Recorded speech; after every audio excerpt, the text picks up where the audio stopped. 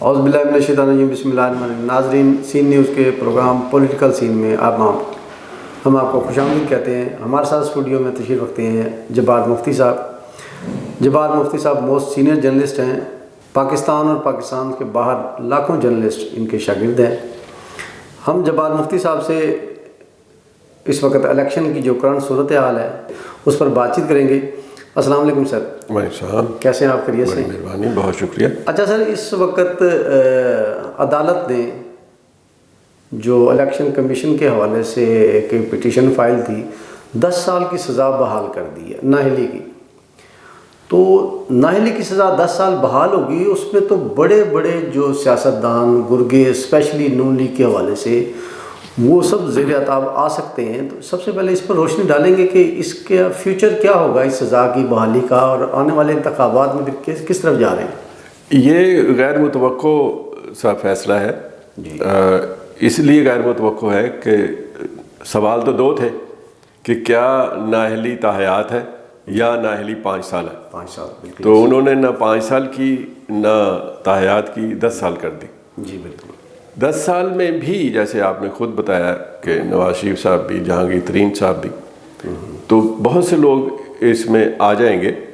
لیکن جو پہلے آپ نے جو سوال کا پہلا حصہ تھا انتخابی حوالے سے کہ جو صورتحال چل رہی ہے اس پہ، وہ یہ ہے کہ اگر آپ میدان میں دوڑنے والے تیز رفتار گھوڑوں پر پابندیاں لگا دیں گے تو پھر جیتیں گے وہی جو عام حالات میں زیر تبصرہ بھی نہیں ہوتے، جو سست رفتار گھوڑے ہیں پھر وہ آگے نکلیں گے وہی، پھر اس سے نتائج کیا قومی سطح پر اور ملکی سطح پر حاصل کر سکیں گے، یہ ایک سوالیہ نشان ہے۔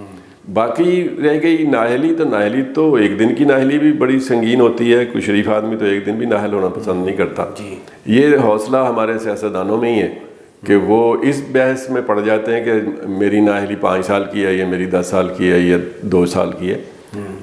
سوال یہ ہے کہ قانون کی پاسداری کیوں نہیں کرتے، اس پر عمل درآمد کیوں نہیں کرتے، دیانت کے ساتھ کیوں نہیں زندگی گزارتے۔ اگر وہ اپنی راہیں یا قبلہ درست کر لیں تو پھر یہ نوبت ہی نہ آئے، یہ کیلکولیٹ ہی نہ کرنا پڑے کہ کتنے عرصے کے لیے ہماری نااہلی ہوئی ہے، کتنے عرصے کے لیے نہیں ہوئی۔ تو بہرحال یہ جو سیاست اور جمہوریت کے مخالف عناصر ہیں وہ تو ویسے ہی بیک جنبش قلم یہ کہتے ہیں کہ جناب سیاستدان تو ہمارے ملک کے ہیں ہی نااہل، لیکن یہ جو مہر تصدیق ثبت ہوتی ہے یا ان کی سیاست کے حوالے سے یا ان کے سیاست کے مستقبل کے حوالے سے جو صورتحال پیدا ہوتی ہے عدالتی فیصلوں سے، یہ ان میں سے ایک فیصلہ ہے۔ اس لیے دیکھا جائے گا کہ اس کی زد میں کون کون آتا ہے، اور جو آتے ہیں وہ آگے مزید اپیلوں میں جاتے ہیں تو کیا بنتا ہے۔ تو یہ فیصلہ بھی چیلنج ہو سکتا ہے، اور آپ دیکھیں نا سنگل بینچ کا ہو تو ڈبل بینچ میں، ڈوین بینچ میں چلا جائے گا، ڈوین بینچ کا ہوگا تو فل بینچ میں چلا جائے گا۔ تو اس میں وہ اب ان کے وکلاء بیٹھیں گے، ماہرین قانون بیٹھیں گے، فیصلہ کریں گے کہ اس کو کس طرح لے کے چلنا ہے۔ تو آپ کیا سمجھتے ہیں کہ اس وقت جو الیکشن سر پر ہے، الیکشن شیڈول پر عمل درآمد جاری ہے، اب اپیلوں کی سماعت شروع ہے، اس دوران ایسے فیصلے جو ہیں وہ الیکشن کی راہ میں رکاوٹیں حائل کر سکتے ہیں؟ نہیں، دائرہ کار محدود کر سکتے ہیں۔ جو میدان میں رہ جائیں گے ان کے لیے تو راہیں کھلی ہوں گی، لیکن یہ آپ کی بات ایک حوالے سے درست ہے کہ جو پوٹینشیل کینڈیڈیٹ جن کو کہا جاتا ہے ان میں سے بھی بعض میدان بدر ہو جائیں گے، سیاست سے باہر ہو جائیں گے۔ آپ کو یاد ہوگا کہ اس طرح کے فیصلے نئے نہیں ہیں۔ جب 1958 میں مارشل لاء لگا تھا ایوب خان صاحب کا، تو انہوں نے بھی ایک ایبڈو کا قانون لائے تھے۔ ایبڈو کے قانون میں اس وقت جتنے جید سیاستدان تھے، بڑے بڑے نام تھے، سب سیاست سے باہر ہو گئے تھے۔ اس کا نتیجہ کیا نکلا تھا کہ جو 2nd گریڈ کے، 3rd گریڈ کے، جب دوسری تیسری صف میں جو نہیں بھی نمایاں نہیں تھے وہ ابھر کے سامنے آئے، اور انہوں نے خالی میدان تو خالی نہیں رہتا، وہ تو فل ہو جاتا ہے۔ صرف یہ ہے کہ معیار میں فرق آ جاتا ہے کہ جو منجھے ہوئے سیاستدان، سلجھے ہوئے تجربہ کار، وہ ایک طرف ہو جاتے ہیں اور نئے لوگ سامنے آ جاتے ہیں۔ ایک لحاظ سے یہ ٹھیک بھی ہے کہ ایک تبدیلی آ جاتی ہے، انقلاب آ جاتا ہے، نیا خون سامنے آ جاتا ہے۔ اب وہ نئے خون پہ ہے کہ وہ اس کو مثبت انداز میں لے کے چلتے ہیں یا پھر کوتاہیوں کا شکار ہو جاتے ہیں۔ کیا سمجھتے ہیں کہ یہ جیسے اس فیصلے کی زد میں بظاہر جو صورتحال نظر آ رہی ہے اس میں میاں نواز شریف صاحب ہو گئے، جہانگیر ترین صاحب یا کچھ اور لوگ ہوں گے سینئر قیادت میں سے، یہ تو 2 لوگ نظر آ رہے ہیں، تو انہی پارٹیوں کے جو جونیئر لوگ ہیں یا دیگر چھوٹی سیاسی پارٹیوں کے جو دیگر لوگ ہیں وہ بھی سیاست میں جونیئر ہیں، کیا وہ جیت کر الیکشن آنے والے انتخابات میں ملک کی، قوم کی، حکومت کی باغ دور سنبھالنے کی اہلیت رکھتے ہوں گے؟ یہ ایک اہم سوال ہے، لیکن اس کے ساتھ آپ یہ بھی دیکھ لیجئے کہ پچھلا کچھ عرصہ جب میاں نواز شریف صاحب کو نااہل کر کے سیاست بدر کیا گیا تھا، جی بالکل، اور کسی اور قوت کے لیے راہیں ہموار کی گئی تھیں، تو اس وقت میاں صاحب خود نہ الیکشن لڑ سکتے تھے، نہ سیاست میں حصہ لے سکتے تھے، لیکن ان کا نام تو چلتا تھا، ان کا نام لے کے پارٹی چل رہی تھی، ان کا نام لے کے باقی جتنے ان کے پارٹی کے لوگ تھے وہ ان کا نام لے کے ہی آگے بڑھ رہے تھے نا۔ تو اب بھی ہوگا یہ کہ ذرا سیدھے خود میدان میں نہیں کھڑے ہوں گے، اپنے چیلوں کو، اپنے حامیوں کو، اپنے شاگردوں کو، اپنے رشتہ داروں کو، اپنے بچوں کو آگے بڑھا دیں گے، وہ بہت زیادہ فرق تو نہیں پڑے گا۔ جی، تو کیا ایسی صورتحال میں میاں صاحب اتنی بڑی قربانی دینے کے قابل ہیں، برداشت کر لیں گے؟ پہلے بھی کیا ہوا تھا، برداشت کرنے کے علاوہ چارہ کیا ہوگا؟ مجبوری کا نام شکریہ۔ اس وقت سپریم کورٹ کی جانب سے بار بار ایک چیز کو دہرایا جا رہا ہے کہ الیکشن 8 فروری کو ہی ہوں گے۔ اس سے صاف نظر آتا ہے کہ ہماری کورٹس، ہماری عدلیہ وہ سیریس ہیں اور من و من 8 فروری کو الیکشن کروانا چاہتی ہیں۔ تو ایسی کون سی وجوہات ہیں جن پر آئے روز سپریم کورٹ کو یہ بات دہرانی پڑتی ہے، ریپیٹ کرنی پڑتی ہے؟ کیا کوئی خدشات پیدا کیے جا رہے ہیں، راستے میں آئے رکاوٹیں لائی جا رہی ہیں جس کی وجہ سے یہ بیان ریپیٹ کیا جاتا ہے؟ معروف جملہ یا سینگ تو یہ ہے نا جی، دودھ کا جلا چھاچھ پھونک پھونک کر پیتا ہے۔ جی، اتنی دفعہ ہمارے ہاں انتخابی وعدے ہوئے، انتخابات نہ ہو سکے، انتخابات ملتوی ہوئے، سال ہر سال تک نہ ہو سکے، تو ایسی تاریخ، ہماری تاریخ تو بھری پڑی ہے ایسے واقعات سے، اس لیے لوگوں کو یقین نہیں آتا جب تک ہو نہ جائے۔ تو یہ صورتحال تو ہے، لیکن بظاہر یوں لگتا ہے کہ چونکہ یہ تاریخ خود سپریم کورٹ نے دی ہے، اس لیے وہ بار بار یاد دہانی کراتے ہیں کہ جی ہم کھڑے ہیں اور یہ الیکشن ہو کے رہیں گے اور 8 کو ہی ہو کے رہیں گے۔ تو یہ تو باقی جو لوگوں کے شکوک و شبہات ہیں تو وہ تو ہمارے مزاج کا حصہ ہے، ہم تو کسی پر بھی پوری طرح اعتماد نہیں کرتے اور شک کا شکار رہتے ہیں۔ میرا خیال ہے لوگ تو یہ کہتے ہیں کہ بعض پیشے شعبے ایسے ہیں جس میں شک کرنے والے لوگ کامیاب ہوتے ہیں، ان میں سے ایک پولیس کا ہے کہ جتنا وہ شک کرتے ہیں، وہ شک جتنا مضبوط ہوتا ہے اتنا ہی وہ جرائم کی بیخکنی میں اور مجرموں کی بیخکنی میں کامیاب ہوتے ہیں، ان کی پکڑ دکڑ میں کامیاب ہوتے ہیں۔ لیکن یہ ضروری نہیں کہ ہم سارے کے سارے ہر وقت ہی شکوک، ورنہ ایک مذاق کی بات یا مزاح کی بات سمجھ لیں آپ، اگر یہ شک ہی ہماری زندگی کا اور ہماری مزاجوں کا اور طبیعتوں کا حصہ بن جائے تو گھر بھی نہیں چل سکتے۔ ملک تو بہت بڑی بات ہے۔ بہت شکریہ۔ بلے کا نشان پر پوری قوم، بلکہ جو پی ٹی آئی کے ورکر ہیں ان پر لگی ہوئی ہیں کہ بلے کا نشان ایک بار پھر منسوخ کر دیا گیا ہے، اور پی ٹی آئی کی جانب سے اپنے انتخابی نشان بلے کی بحالی کے لیے سپریم کورٹ سے رجوع کر لیا گیا ہے۔ آپ کا نمدان بھی ہے، ایل بھی کیا ہے۔ آپ کے خیال میں بلے کو، آپ کے خیال میں پی ٹی آئی کو بلے کا نشان واپس مل جائے گا؟ یہ ایک علیحدہ ایشو ہے۔ اب دیکھیں نا، ہائیسٹ فورم پہ پی ٹی آئی پہنچ گئی ہے۔ جی بالکل۔ وہاں سے جو فیصلہ ہوگا، اول تو اتنا وقت بھی نہیں ہے، اگر کوئی فیصلہ ہوگا وہ ظاہر ہے اس پہ عمل درآمد ہو جائے گا۔ جی بالکل۔ اگر نشانات 13 کو ملنے، 13 سے پہلے ایک دن پہلے 12 کو فیصلہ آتا ہے، جی، بلے کا نشان نہیں دیا جاتا، تو اتنا وقت ہی نہیں ہے کہ آپ اپیلوں میں جا سکیں۔ پھر تو آپ ہر جو امیدوار ہے وہ جو نشان سلیکٹ کرے گا وہ اس کو مل جائے گا۔ تو ضروری نہیں ہے کہ پی ٹی آئی کے تمام امیدواروں کو ایک ہی نشان ملے، کوئی سا بھی اور نشان مل سکتا ہے۔ لیکن میں ایک اور بات کہنا چاہتا ہوں، وہ سیاسی بات ہے۔ جی، بات یہ ہے کہ کیا ووٹ بلے کا ہے یا عمران خان کا ہے؟ عمران خان جیل میں ہے، پھر بھی نام لینے والے موجود ہیں، پھر بھی ووٹ دینے والے موجود ہیں۔ جی بالکل۔ تو اگر یہ بلہ بھی نہیں رہے گا تو کوئی بہت زیادہ فرق نہیں پڑے گا۔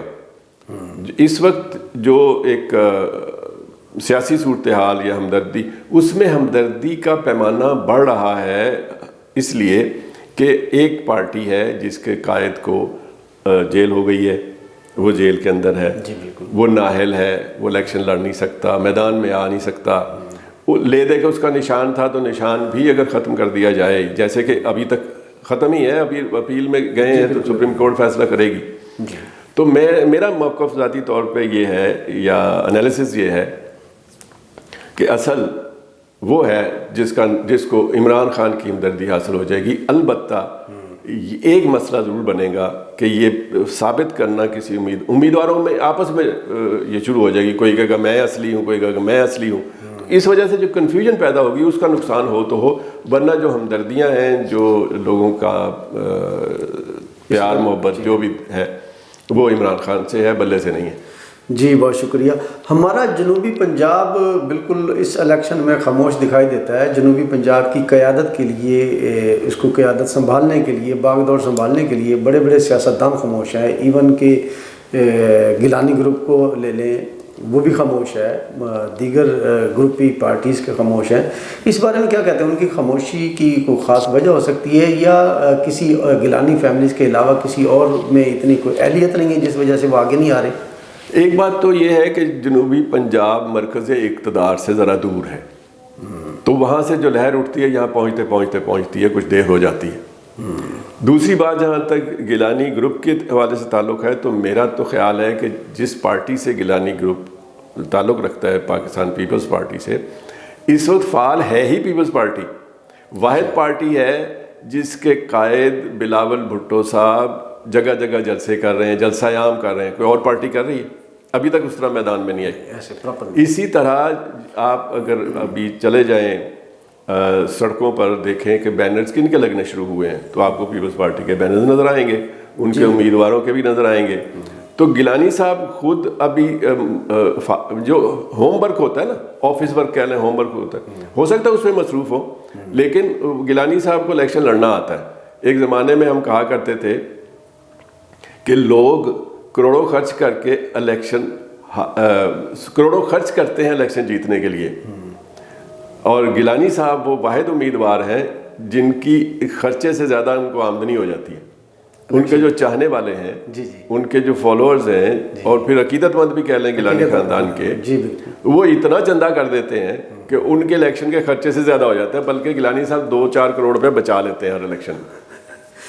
جی آج کی سب سے بڑی اہم بات، گیلانی صاحب آنے والے الیکشن کے دوران جو ہے دیکھتے ہیں کتنے کروڑ بچاتے ہیں. ان کے جو چاہنے والے ان کو بڑی امداد دیتے ہیں، فیور دیتے ہیں، الیکشن سپورٹ کرتے ہیں. اس وقت سب سے بڑا، پہلے سے پی ڈی ایم کے 27 عوام جو ہیں وہ نک و نک ہوئے ہیں. اب پی ڈی ایم ہی کی نگران حکومت کی جانب سے اربوں روپے کے ٹیکسز، ریٹیلر ٹیکسز کے نام سے ایک ٹیکسز لگایا گیا 5 اضلاع پہ. 5 اضلاع پہ پاکستان کے شروعات میں، ابتدائی ادوار میں. تو اس کو کیا دیکھتی ہیں کہ یہ الیکشن اور آگے مزید عوام کو ابھارنے کے مترادف ہوگا؟ اس کے اثرات عوام پر، مہنگائی اور معیشت پر کیا ہوگی؟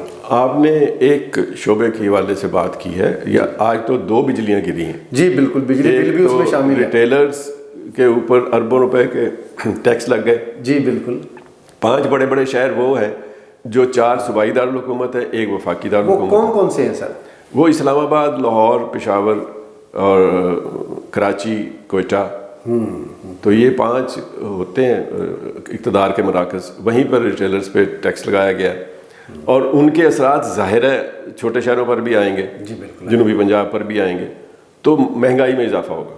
دوسرا، جو بجلی کی قیمت میں 4 روپے 12 پیسے فی یونٹ آج اضافہ کیا گیا ہے، اور یہ اسی مہینے کے بلوں میں لگ کے آئے گا. یہ اضافہ بھی نومبر سے ہے، پچھلے مہینے سے یہ چارج کیا جائے گا. اور اس اضافے کا جو پہلا آپ کہہ لیں گے گرز مارا جائے گا، کوڑا برسایا جائے گا، وہ جنوری کے بلوں میں ہوگا. اگلے بل جو آئیں گے فروری میں، وہ جنوری کے بل ہوں گے. اس میں 4 روپے 12 پیسے والا اضافہ بھی لگ کے آئے گا. ریٹیلرز پر ٹیکس بھی لگ گیا ہے. مہنگائی کا نیا طوفان، نئی لہر پاکستان میں آنے والی ہے. اور خبر ہو امیدواروں کو کہ ان کا انتخابی خرچہ بھی بڑھ جائے گا. اپنے بجٹ بڑھا لیں، اس لیے کہ جو پینافلیکس اب وہ 1000 روپے میں بنتا ہے، ہو سکتا ہے وہ 1200-1400 روپے میں بنے. تو یہ مہنگائی جو ہے نا، یہ ووٹرز کو نہیں، امیدواروں کو بھی تنگ کرے گی. جی اسی حساب سے ان کو انویسٹمنٹ کرنا پڑے گا، خرچے کرنے پڑیں گے. اور مہنگائی جو ہے ہماری لہر در لہر ہوتی ہے. یہ نہیں ہوتا کہ ایک چیز میں اضافہ ہو جائے گا تو باقی بچ جائیں گی.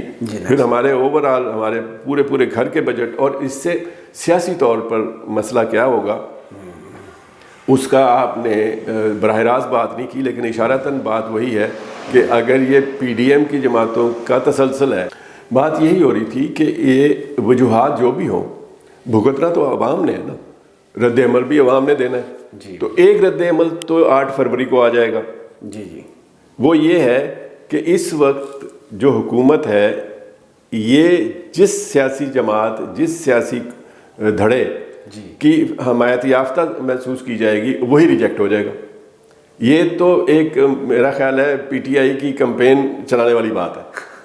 ایک اور بات، یعنی اس سے پہلے بھی کئی اقدامات ایسے ہیں جو لگتا ہے کہ یہ خود ان کی کمپین چلا رہے ہیں، تو یہ بھی ایک.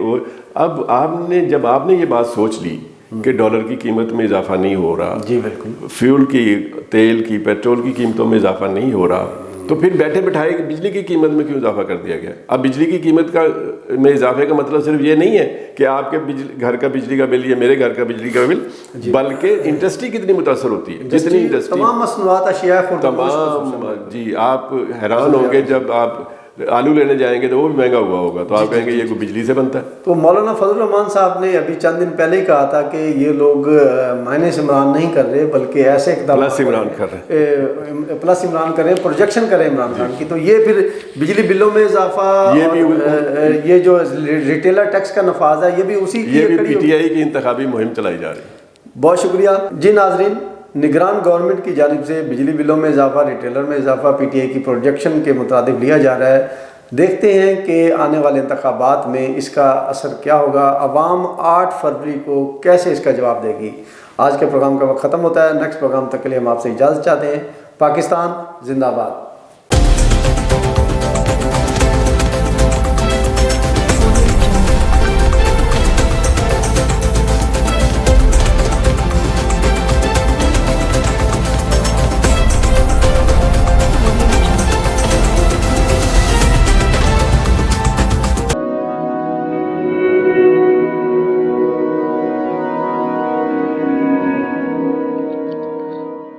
رزق اللہ کے ہاتھ میں ہے، اور کبھی کبھی رزاق رزق کی تقسیم کا اعزاز ان لوگوں کو بھی عطا فرما دیتا ہے کہ جو حالات کی کڑی دھوپ میں شجرے سایہ دار ہوتے ہیں.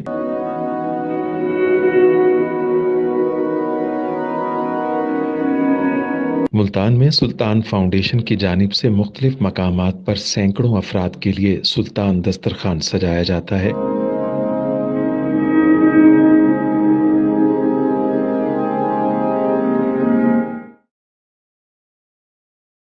ہر انسان سلطان دسترخوان کا مہمان بنتا ہے. بلا شبہ سلطان فاؤنڈیشن انسانیت کا قابل فخر سرمایہ ہے، اور بھلے ہی ایسے ادارے ہوں یا افراد، وہ غربت و افلاس کے سلگتے صحرا میں احساس کی چھتریاں بنتے ہیں.